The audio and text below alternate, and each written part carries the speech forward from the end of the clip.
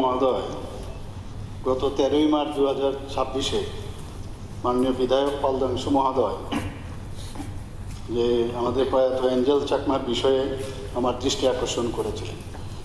আমি বলেছিলাম বিষয়টা আমি জেনে আমার কাছে জানা ছিল, কিন্তু মানে একদম লাইন বাই লাইন বা কি সবকটা তো হঠাৎ করে বললে হয়তোবা কোনো জায়গায় যদি আবার ভুল তথ্য দিই তাহলে ঠিক হবে না। এর জন্য বললাম আমি পরে বিষয়টা জেনে আমি পুরোটা আমি যাব। আজকে আমি এই বিষয়ে আপনাদের জানাতে চাই মাননীয় অধ্যক্ষ মহোদয় যে মাননীয় শ্রীমতী শান্তনা চাকমা এবং মাননীয় বিধায়ক শ্রী শম্ভুলাল চাকমা ওই 13ই মার্চ আমাকেও কিন্তু ওনারাও কিন্তু দৃষ্টি আকর্ষণ করেছে। আমার ইয়েতে গিয়েছিল, আমার রুমে গিয়ে ওনারাও বলেছেন যে বিষয়টা স্যার একটু দেখবেন।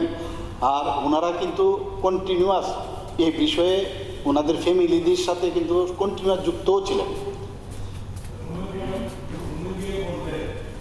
না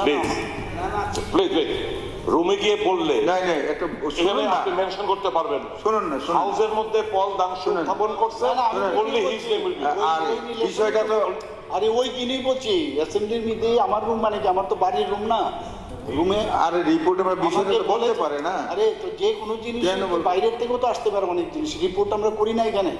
তো সব কি বিধানসভার ভিতরেই সব কিছু হয় নাকি? বাইরের জিনিসও তো এখানে আলোচনা হয়।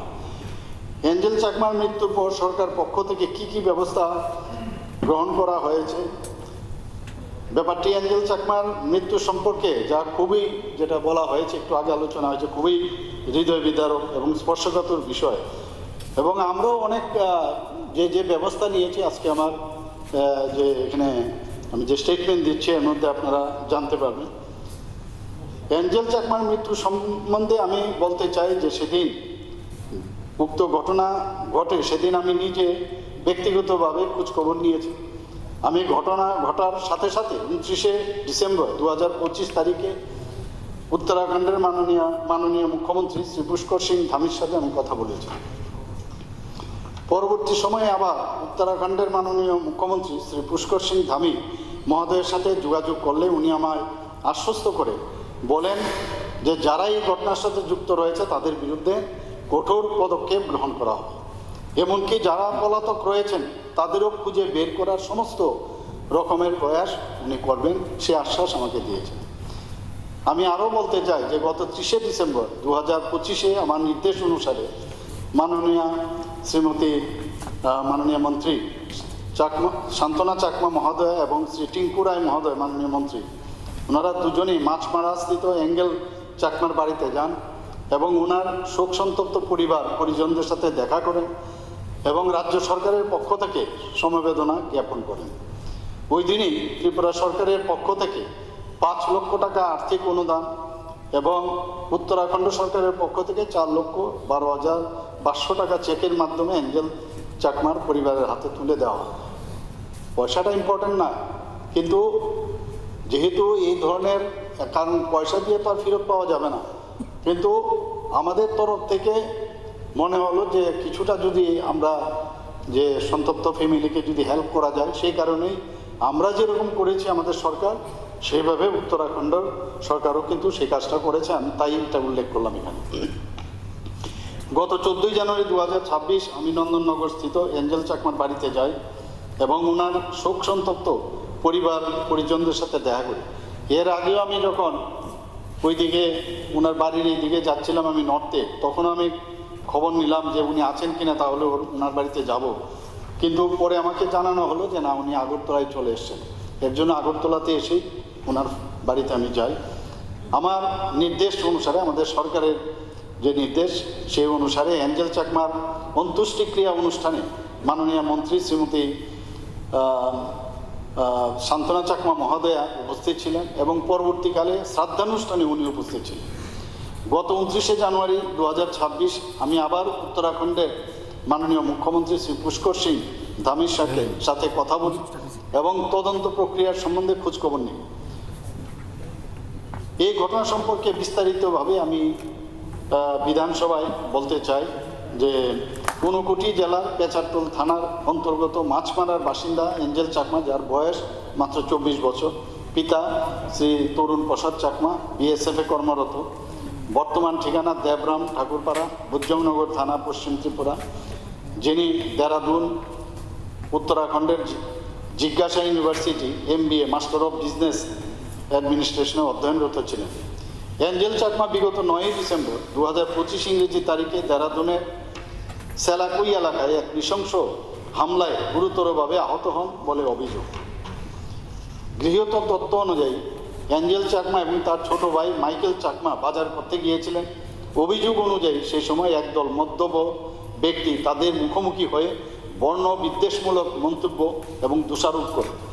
তারা প্রতিবাদ করলে ঘটনাটি শারীরিকভাবে হামলার রূপ নেয়। মাইকেলকে বোতা বস্তু, যেটা আমরা মেডিকেল টার্মে বলে যে ব্লান্ট একটা কোনো বস্তু দিয়ে তাকে আঘাত করা হয়, এবং অ্যাঞ্জেলকে একাধিকবার ছুরিকাঘাত করা হয়। পরবর্তীতে অ্যাঞ্জেল চাকমা দেরাদুনের গ্রাফিক এরা হাসপাতালে ICUতে 17 দিন চিকিৎসাধীন থাকার পর গত 26 ডিসেম্বর 2025 তারিখে মারা যান। উক্ত ঘটনার পরিপ্রেক্ষিতে মাইকেল চাকমা একটি অভিযোগ দায়ের করেন, যেখানে তিনি উল্লেখ করেন যে গত 9/12/2025 তারিখে সন্ধ্যা প্রায় 6টা থেকে 7টার মধ্যে দেরাদুন জেলার সেলাকুই বাজারে তিনি ও তার ভাই অ্যাঞ্জেল চাকমা কিছু অজ্ঞাতনামা ব্যক্তির দ্বারা আক্রান্ত হন। এই অভিযোগ মূলে ওই অজ্ঞাতনামা ব্যক্তিদের বিরুদ্ধে দেরাদুন জেলার সেলাকুই থানার ভারতীয় ন্যায় সংহিতা BNS এবং তফসিল জাতি ও তফসিলি জনজাতি আইনের যথাক্রমে ধারা 103(1) 115(2) 351(3) এবং 3(5) এবং ধারা 3(2) এবং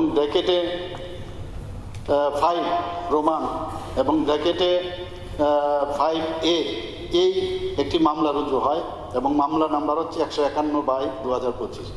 অভিযুক্তরা তাদের উদ্দেশ্যে সাম্প্রদায়িক আপত্তিকর ভাষা ব্যবহার করে এবং বালা অর্থাৎ করা যাকে বলে ওই ছুরি দিয়ে শারীরিকভাবে আক্রমণ করে, যার ফলে অ্যাঞ্জেল চাকমা গুরুতরভাবে আহত হন বলে অভিযোগ করা হয়।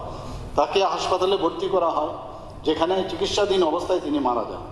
পুলিশ ঘটনাস্থল পরিদর্শন করেছে, নিকটবর্তী দোকানদারদের জিজ্ঞাসাবাদ করেছেন, CCTV ফুটেজ পরীক্ষা করেছে এবং সন্দেহভাজনদের শনাক্ত করতে পেরেছে। পাশাপাশি পুলিশ সাক্ষী ও আক্রান্তদের বয়ান রেকর্ড করেছে এবং আনুষঙ্গিক চিকিৎসা সংক্রান্ত রিপোর্ট সংগ্রহ করেছে।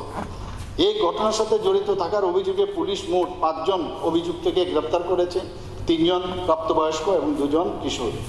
সংগৃহীত তথ্য অনুযায়ী প্রধান অভিযুক্ত যজ্ঞরাজ অবস্থি পলাতক রয়েছে এবং সে নেপালে পালিয়ে গেছে বলেও জানা যায়।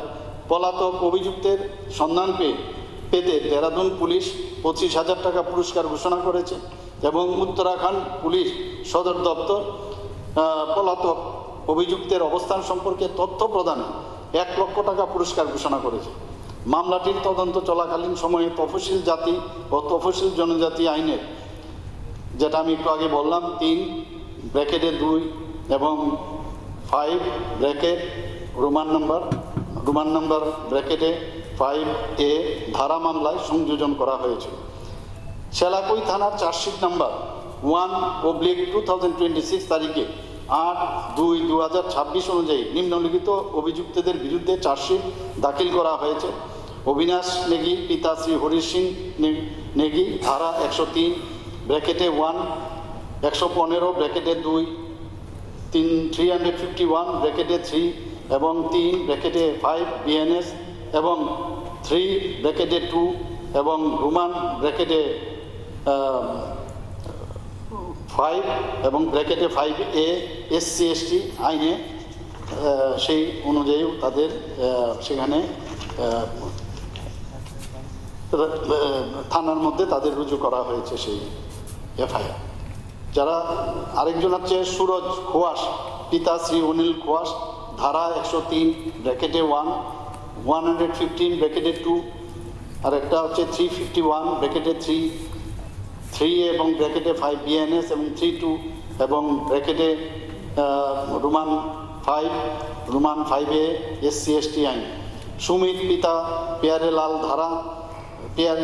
যাকে নিয়ে ধারা দেওয়া হয়েছে 103(1) এবং 115 ব্র্যাকেটে 2, 351 ব্র্যাকেটে 3 এবং 3 ব্র্যাকেটে 5 বিএনএসএ। এছাড়া ঘটনার জড়িত কিশোরীদের যারা juveniles in conflict with law বিরুদ্ধে পৃথক রিপোর্ট দাখিল করা হয়েছে। ঘটনায় জড়িত কিশোরদের নাম হলো আয়ুষ বড়ুয়ানি, পিতা শ্রী ধনেশ বড়ুয়ানি, 2 হচ্ছে সূর্য, পিতা শ্রী ভারত সিং। পলাতক অভিযুক্তের বিরুদ্ধে তদন্ত অব্যাহত রয়েছে। পলাতক প্রধান অভিযুক্ত যজ্ঞরাজ আবস্তিকে গ্রেফতারের জন্য প্রচেষ্টা জারি আছে। পরবর্তী আইনগত কার্যক্রমও চলমান রয়েছে এবং তল্লাশি অভিযান জারি আছে। লুকআউটস সার্কুলার ও ব্লু কর্নার যে নোটিশ জারির মতো আইনগত পদক্ষেপ ইতিমধ্যে গ্রহণ করা হয়েছে। আদালত মামলাটির শুনানি চলছে। ধন্যবাদ।